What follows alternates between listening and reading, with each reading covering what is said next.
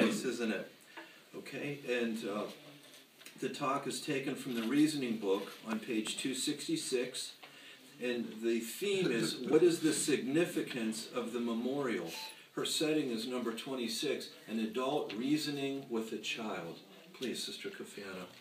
Honey, do you remember when the memorial is this year? Yes, it's Tuesday, March 26th. Very good.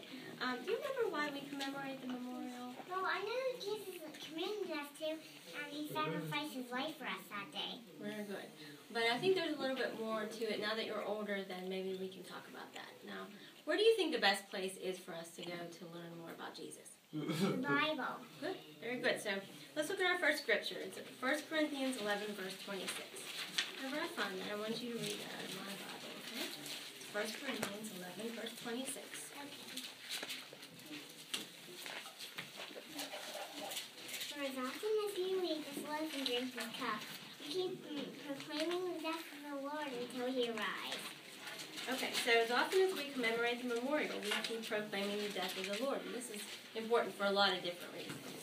Now, what is the most important issue that needs to be resolved? The sanctification of Job's name. Very good.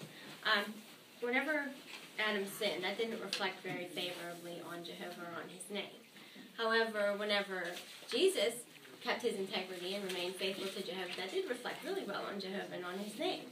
And it also showed that there wasn't anything wrong with the way that Jehovah made Adam and Eve, was there? What did he make them? Perfect. Right, he made them perfect. So, but Jesus showed that it's possible for us to stay faithful and true to Jehovah.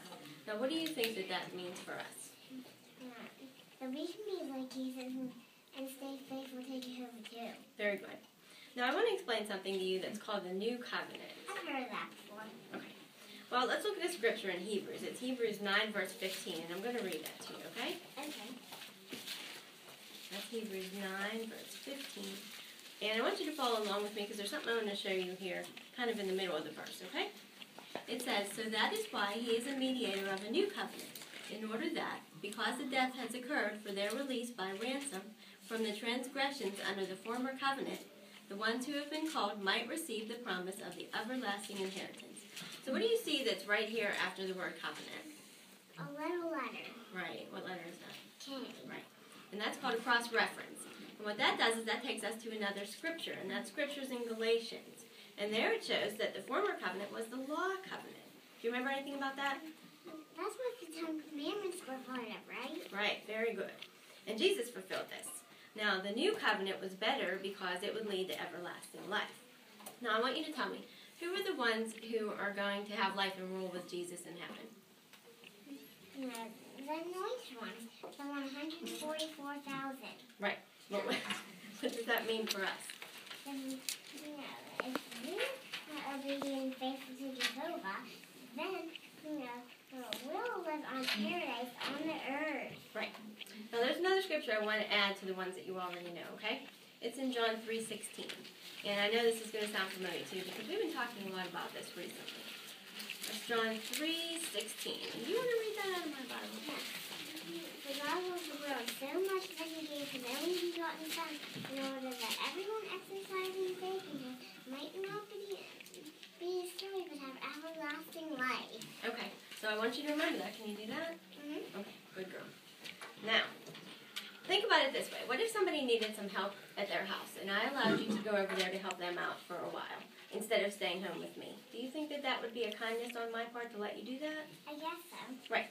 So we can kind of liken that to whenever Jehovah let Jesus come to the earth to help out mankind. That was the best thing, the greatest gift Jehovah could have given us, huh? Now, what do you think that tells us about Jehovah? He loves us so much that he was willing to do Jesus to help us. Right, very good. And how does that make you feel about Jehovah and Jesus? It makes me love him even more. Right, me too. Now I have an idea. I was thinking that maybe we could get out the Greatest Man book and go over some of the stories to kind of help us to prepare our hearts for the memorial. What do you think about that idea? Good idea. I'll get the books.